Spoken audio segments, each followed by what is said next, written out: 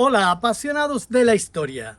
¿Sabías que al final del siglo XIX y principios del siglo XX al pueblo de Benamargosa se le conocía como el Gibraltar el Chico, ya que muchos de sus habitantes se dedicaban al contrabando? Invito a que veas este vídeo, a que te suscribas, es totalmente gratuito, a que le des al pulgar hacia arriba y a la campanita para que te avisen de nuevos vídeos que voy subiendo a este canal. Soy J.A. Ponce y estás en el canal de YouTube Historias de Málaga.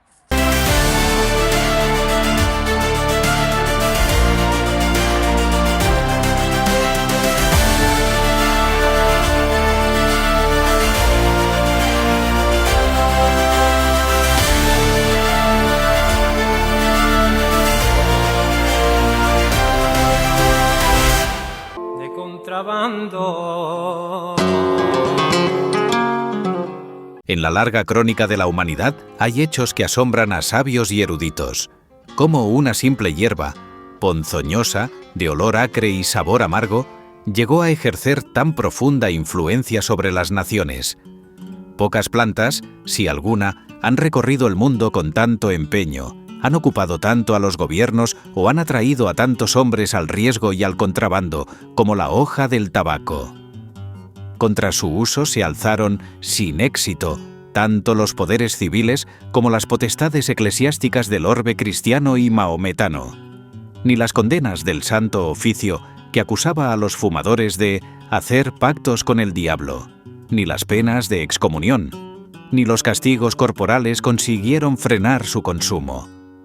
Incluso el Papa Urbano VIII, en el año 1624, promulgó un severo edicto de excomunión contra quienes osaran tomar tabaco dentro de las iglesias. Pero ni el temor a la Inquisición ni el rigor papal lograron apagar el humo de un hábito que se extendía con la obstinación de lo inevitable. A muchos siglos y leguas de aquellas bulas y condenas, en el corazón de la axarquía malagueña se alzaba Benamargosa, un pueblo recostado junto al río que lleva su mismo nombre.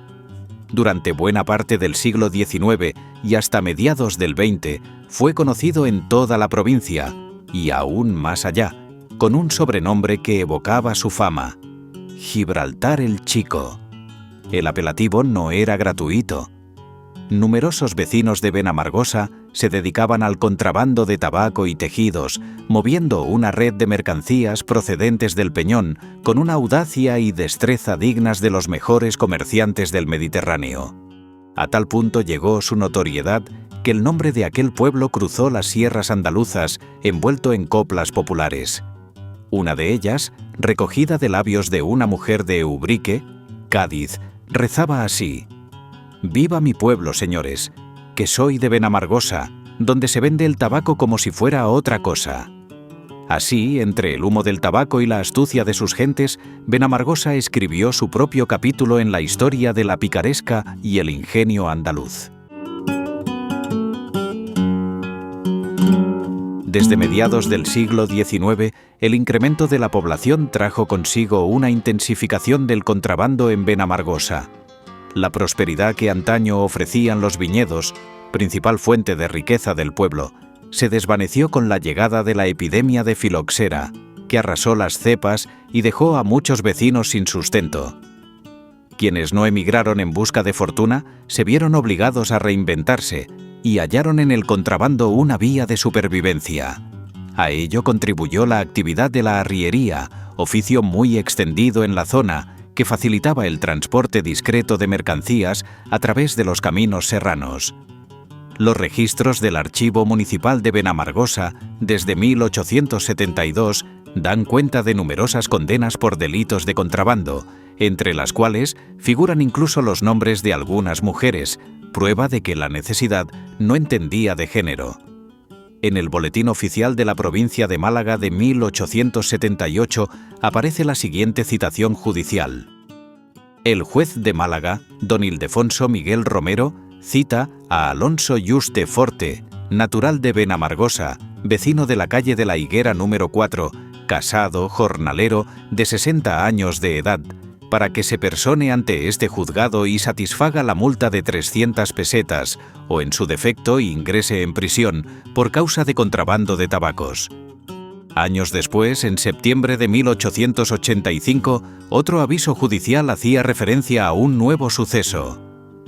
Se cita al paisano que arrojó un bulto en un haza de cañas, en el camino de Vélez, el cual, al ser reconocido por los carabineros, contenía 16 paquetes de tabaco de contrabando, de a 4 en libra. No pudiendo darle alcance los referidos carabineros en el camino que conduce desde Benamargosa a esta ciudad, se le requiere para que, en el término de 10 días, comparezca ante este juzgado a responder de los cargos. La nota resulta, cuando menos, curiosa. Si los guardias no lograron reconocer al contrabandista, ¿cómo esperaban que se presentara voluntariamente ante el juez? Todo indica que el astuto paisano jamás compareció. Aquellos años dejaron también su huella en el folclore popular, donde los fandangos del contrabando dieron voz a la valentía y los peligros de quienes se jugaban la vida por un fardo de tabaco. Decían así: «Cargao de contrabando me llevan a un tribunal. Cargao de contrabando, yo le canté un fandango.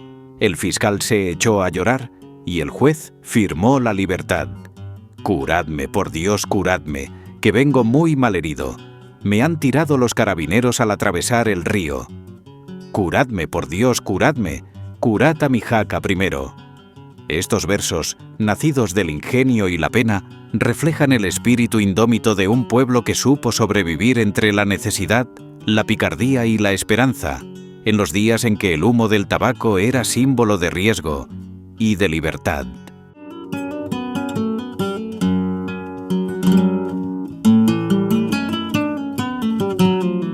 El contrabando fue durante décadas un negocio tan arriesgado como lucrativo, que se transmitió de padres a hijos como un oficio más, una forma de vida.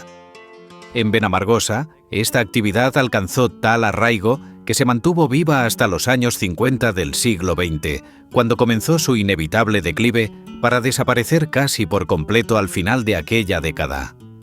El contrabando estaba tan profundamente entretejido con la cotidianidad del pueblo que hasta los niños participaban, aunque sin saberlo, en su silenciosa defensa.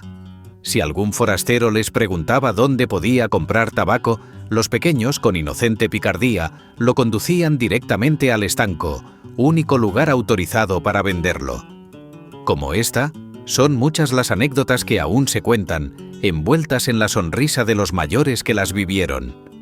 Dicen que en cierta ocasión, unos carabineros, llamados por los vecinos los blanquillos, por el color de su uniforme, repartieron caramelos entre los niños del pueblo, esperando que, a cambio, los condujeran al lugar donde se vendía tabaco de contrabando. Los muchachos, traviesos y fieles al secreto de los suyos, los guiaron hasta el cementerio, y una vez allí, desaparecieron sin dejar rastro. En otra ocasión, los blanquillos confiscaron 2 bultos de tabaco en la plazuela de la fuente. Mientras uno de ellos fue a informar a la autoridad, el otro quedó de guardia vigilando la mercancía. Entonces, un vecino conocido como el Tuerto Chicano, junto con algunos cómplices, decidió aprovechar el descuido. Comenzaron a capar un cerdo frente al carabinero que, curioso ante el bullicio, se distrajo un instante. Suficiente para que los bultos desaparecieran, ocultos rápidamente en las casas del vecindario. También se cuenta que una vez los carabineros, alertados de que en cierta vivienda se escondía tabaco, se dispusieron a registrarla. Pero, al no tener aún la autorización de la autoridad municipal para entrar, una de las hijas del dueño, astuta y encantadora, los entretuvo desde el balcón con galanterías y conversación. Mientras tanto, los vecinos, organizados con sigilo, trasladaban el tabaco a los corrales colindantes, borrando cualquier rastro antes de que el registro pudiera comenzar. Así era Benamargosa en aquellos años. Un pueblo pequeño, de calles encaladas y almas grandes, donde la necesidad aguzaba el ingenio y el peligro se mezclaba con la risa. El contrabando no era solo un delito, era una forma de resistencia, una manera de burlar la miseria con astucia, coraje y una complicidad casi familiar. Cuando corría la voz de que los carabineros iban a realizar un registro, el rumor se extendía por Benamargosa como un relámpago. Bastaba que alguien lo susurrara en una esquina para que, en cuestión de minutos, todo el pueblo estuviera en alerta. En esos momentos, hasta las rencillas más antiguas quedaban en suspenso. Vecinos que no se dirigían la palabra desde hacía años se acercaban para avisarse unos a otros, como si el peligro común borrara de golpe los viejos agravios. La Guardia Civil conocía de sobra aquel trasiego de fardos y silencios. Miraban hacia otro lado más veces de las que el reglamento permitía. Sabían que muchas familias vivían de aquel contrabando y, en el fondo, ellos mismos no eran ajenos al negocio, pues más de un guardia se fumaba el tabaco fino que los contrabandistas les ofrecían como gesto de gratitud o pacto tácito de paz. El tabaco, y también los tejidos de calidad tan codiciados por las mujeres del lugar, se compraban en el campo de Gibraltar, en La Línea o Algeciras, y desde allí emprendían su largo viaje hacia el interior. Los fardos se transportaban a caballo, cruzando la serranía de Ronda entre veredas estrechas, riscos y barrancos.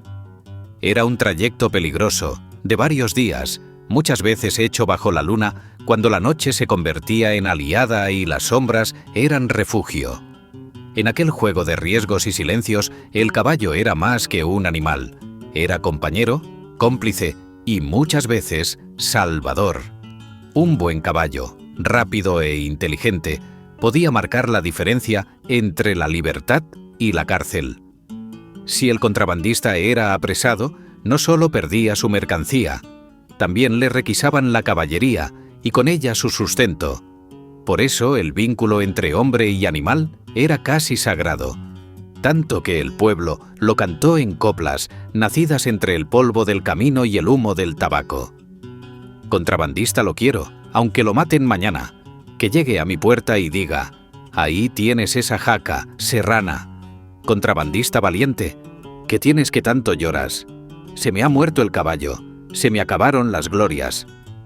Y otra, con el ingenio del que conoce los riesgos del negocio, decía: contrabandista lo quiero, aunque lo maten mañana, que si matan al jinete queda el caballo y la carga.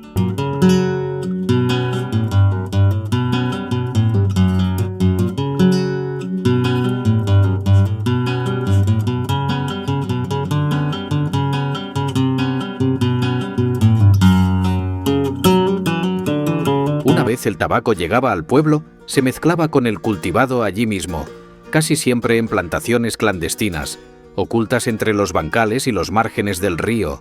Luego se empaquetaba y distribuía a los pueblos vecinos. Los encargados de llevarlo eran los mochileros, hombres recios de piernas fuertes y paso sigiloso, aunque muchas mujeres también participaban, escondiendo las libras de tabaco bajo sus mantones o entre los cestos del mercado. En los años 20 los paquetes se vendían en bolsas de 1 libra y de media libra, a £1 y medio real respectivamente. Las marcas más comunes eran El Águila, La Fe y La Guerra de Melilla, nombres que se convirtieron en parte del lenguaje cotidiano, como si el tabaco, el riesgo y la esperanza formaran parte de la misma bocanada de humo. Así, entre noches de luna, caballos veloces y silencios cómplices, Benamargosa vivió su época dorada del contrabando.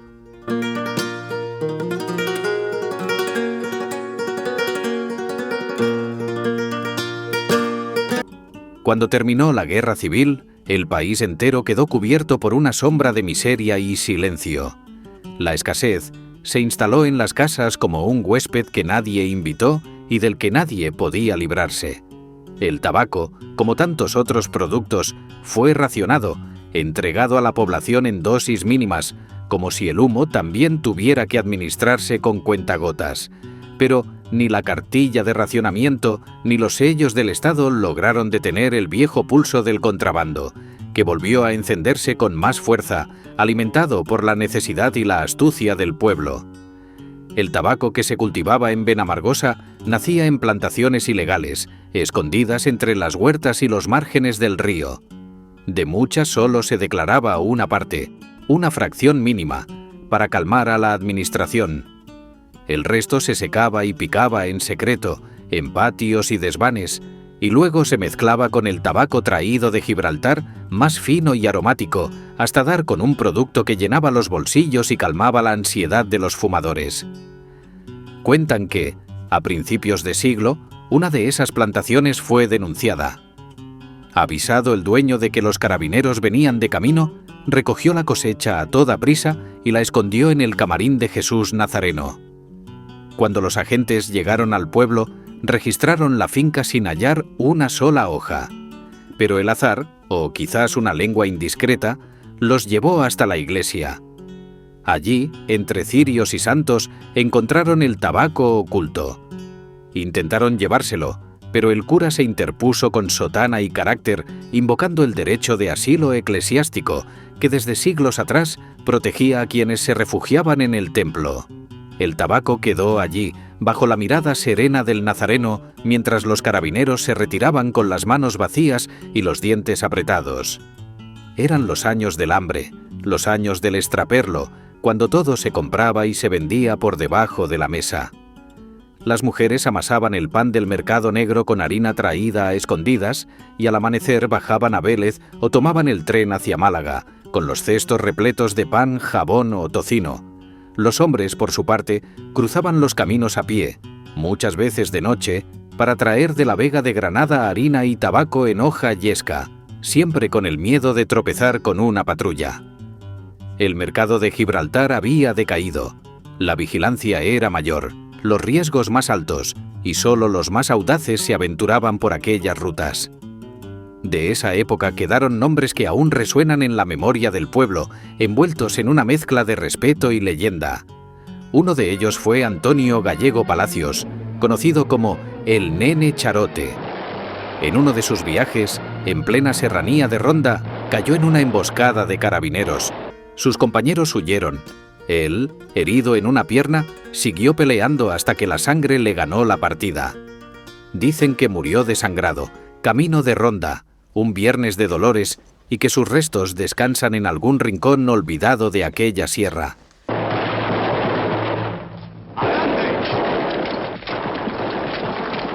Corría el mes de marzo de 1822, cuando el periódico El Imparcial publicó una noticia que estremeció a la provincia. Un gran desembarco de productos de contrabando había tenido lugar en las cercanías de Benamargosa. Aquel amanecer, el valle fue sacudido por el estruendo de los cascos y el grito de mando de un comandante del rey que, auxiliado por caballería ligera e infantería, avanzó sobre el pueblo. Los contrabandistas, hombres recios, curtidos por la sierra y la noche, no huyeron. Se atrincheraron entre las casas blancas, defendiendo su mercancía como si defendieran la vida misma. El eco de los disparos resonó entre los olivos, y durante un tiempo, la pequeña Benamargosa fue un campo de batalla. Las primeras fuerzas tuvieron que replegarse, sorprendidas por la resistencia de aquellos hombres que conocían cada vereda, cada sombra del terreno. Pero al llegar los refuerzos, la lucha se tornó desigual. El fuego cesó. Los contrabandistas fueron abatidos y dispersados, dejando tras de sí el olor acre de la pólvora y la derrota. 2 soldados resultaron heridos. Más de 500 cargas de efectos fueron confiscadas, junto con armas, caballerías y toda clase de objetos. La noticia corrió por Málaga, y durante semanas no se hablaba de otra cosa en las tabernas ni en los caminos. En marzo de 1877, la Gaceta de Madrid publicó un edicto insólito. Se buscaba a una anciana de Benamargosa, llamada Ana Bustos Quintana, de 87 años, acusada de contrabando. El documento ordenaba que la mujer fuese puesta en prisión. Quizás, en el fondo, Ana Bustos simbolizaba la última chispa de un espíritu indomable, el de un pueblo que, generación tras generación, se negó a rendirse al hambre, al miedo o a la ley. Otro nombre es el de Cayetano Ruiz Moreno, Tío Pitres, cuya vida fue un compendio de osadías. En una persecución, los carabineros le mataron el caballo. Él, sin amedrentarse, les desarmó y los obligó a cargar su propia mercancía hasta el cortijo más cercano. Antes de marcharse, les entregó un paquete de tabaco a cada uno y les dijo con calma: «Este es el pan de mis hijas». Tenía 3. También se recuerda a Francisco Arcas, tío Serafín, que vivía justo frente al cuartel de la Guardia Civil. Su caballo estaba tan bien amaestrado que, al escuchar las palabras «Ahí vienen los carabineros», corría a todo galope hasta casa, empujaba la puerta con el hocico y se metía solo en la cuadra, como si entendiera perfectamente el peligro que acechaba. Los últimos en mantener viva aquella tradición fueron Francisco Hijano, marqués, y Francisco Calderón Palacios, quienes siguieron yendo a Gibraltar hasta bien entrados los años 40. Calderón fue apresado cerca de Archidona, pero logró escapar con las esposas puestas, una fuga que se cuenta con admiración entre los viejos del lugar. Gracias a la intercesión de Giner de los Ríos, su pena fue conmutada y pudo volver a su tierra sin más castigo que las cicatrices y la fama. Aquel tiempo de extraperlo y contrabando fue duro, pero también épico a su manera. Entre el humo del tabaco, el polvo de los caminos y el rumor de los ríos, los hombres y mujeres de Benamargosa aprendieron a sobrevivir con ingenio, coraje y una fe ciega en la suerte. Y aunque el negocio se apagó con los años, aún queda en la memoria colectiva el eco de los cascos, el olor del tabaco y las historias susurradas al calor del brasero, como rescoldos de una época donde la pobreza obligaba a desafiar la ley y el honor se medía por la astucia y el valor.